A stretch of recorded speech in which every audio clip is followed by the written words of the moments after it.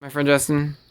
And Brendan's in the background doing weird things. Yeah, I would turn it, but my phone's plugged in right now. Alright, so It's Brendan. we are going to profile the legendary boxer deck that I've been running for about 3 years now, probably. And I've changed it up so many times, but this is the one that I've stuck with. So let's get right into it. So we start with Battlin Boxer headgear. I only run 2 because he clogs, but his effect is you summon him, and he sends 1 Battlin Boxer to your graveyard. Usually you're targeting a Glassjaw. Sometimes you're targeting other Battlin Boxers. It kind of depends on the plays that you want to make with your Battlin Boxers. You used to run 3, right? Yeah, I used to run 3, but it got clogged in the set, so I only run 2. 3 Switch Hitter. Switch Hitter is your guy that gets you off your lead jokes and your other Battlin Boxer XYZs. Hate that card. Alright, knock it off. Okay. I've already elbow dropped Brendan from behind. Okay, so... So he's like your Coach Soldier Wolfbark of the deck, right? Yes, he summons off, and I usually go for Glassjaw on him, and then I go straight into a lead joke. And I like Glassjaw. I run him at 3. He's not super good, but he's a target for not only Switch Hitter, he's also a target for my headgear, as I said before, sending to grave, and he's also a target for my Masked Chameleons. He has 2,000 attacks, so he looks like a beat stick, but if he attacks into anything, or if anything attacks him, no matter what no matter what attack it has, it destroys him automatically. So he's like a crybaby. Yeah. Next, I run into 2 Battlin Boxer Spar. Now, Spar is good in one way that he can special summon, no matter what.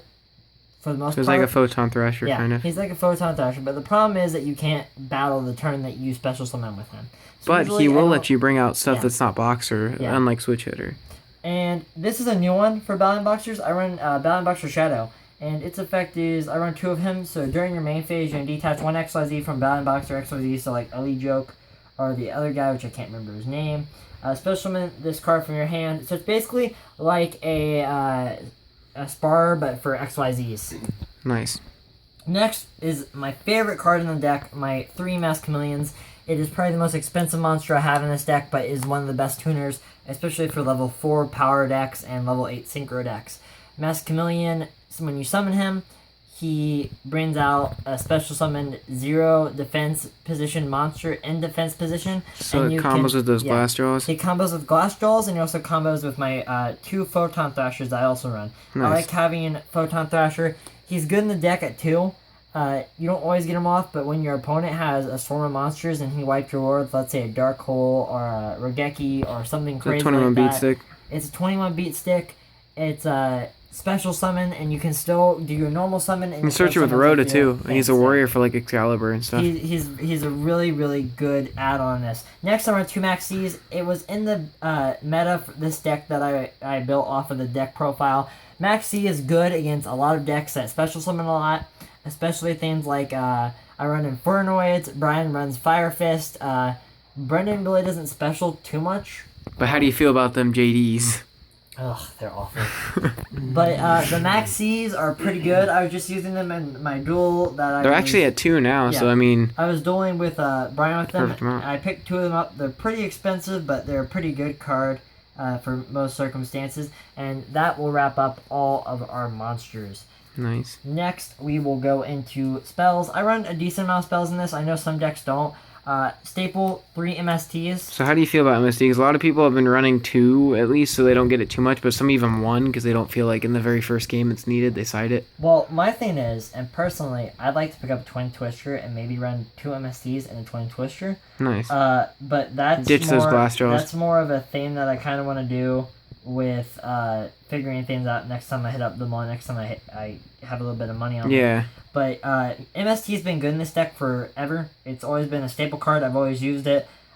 It's just as good as any other card. I think it's a little bit slow at 3, but it's necessary for some decks. Like Brendan runs Royal Decrees. I know in my other deck I run Royal Decrees, and for a deck that like boxes where it needs traps, this is a way to get those cards off the board. The anything like that Brian runs in his Chain Beat where it banishes everything and doesn't let it hit graveyard. That kind of stuff is the stuff that I MST. So 3 MSTs. Next is one of my actually favorite cards to use, and I never thought it would be so big in my deck, but Forbidden Lance is a really, really good card. Offensive and defensive. Not only does it allow you to take less of a hit on a direct attack, but it also protects your monsters, and even though they take a little bit of a loss in attack, it's worth it to save them, especially things like your Lee Jokes, or, you know, your XYZs, or some other things like my Stardust, etc. Unfortunately, I used to run Rhoda at 3, Now it's at 1 again. and now it's at 1 again because everyone decided to overuse it. So, you know, Rhoda allows me an easy monster. Usually it's a switch hitter or sometimes a headgear. Yeah. But most of the time, yeah. Upstart, unfortunately, another card that I ran 3 of but is now at 1. Personally, I think it's better at 1, maybe 39 2. card deck. I think it's better at 1 or 2, only because, you know, you get to draw, but your opponent also gains 1,000 life points. And in a deck like this where you have to get your monsters out fast in order to be able to beat your opponent down fast, it's kind of hard giving them an extra 3,000 life points instead of just 1,000. This is more of a, hey, this is a last minute draw, this is a last minute source, and I just need an extra card. I will say we might need to speed up a little. I think we got like 3 minutes. Regeki is destroys all Saki. cards on the field. It's awesome. Great card. Another Saki. Board clear. Dark Hole wipes the field. How do you feel about that Soul Charge? That Soul Charge is one of my favorite cards in the deck, especially when I'm Go ham. last minute.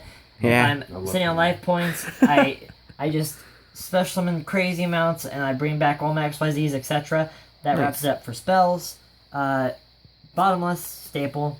Torrential, staple. All the one-ofs. Solemn, staple. You like the D prisms a lot? I run 1D Prism. I'd like to run 2. I don't remember where my other one is. I think it's in my Harpy deck, or what remains in my Harpy deck. Your herps. My herps.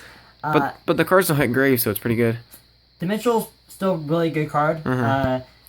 Vanities, I have mixed feelings for. It's good for certain situations, like when you feel like your opponent's going to spam you. Yeah. But it's also bad when you rely on XYZs, or when, you know, it's kind of a dead draw, but it sometimes works, sometimes doesn't. Skill Prisoner is a card that they kind of just told me to run with. I never really looked at it too well. Target 1 card you control this turn. When a monster effect resolves that target card and activation, negate that effect, and during either player's turn except this turn, this card was sent to the graveyard. You can banish this card, target 1 card you control, and when any monster effect resolves that target card, negate that effect. It's pretty good. It just protects. It basically protects you. It's good for Lee Jokes and other things. I just don't use it too often. Another staple that I never really thought about running until recently in this new meta, Too Cold the Haunted. It's great for when, you know, you need that extra Battlin box, or that extra, you know, Scrap Dragon or whatever, that last push to end your opponent's life points. And 2, Fiendish Chains. Effect negation's always good. Because effect negation's very important, and for me, Fiendish Chain works way better than Breakthrough Skill, especially in this deck. Alright, we got about a minute, so go through the extra. Battlin box for Lee Joke, I run 2 of. Must. Nova Kaiser, decent. I run 2 of. I don't go into them that much. Key in the Realms, what can I say? And Scuba Mask Chameleons. Castell, another good effect, another kind of staple for level 4 decks.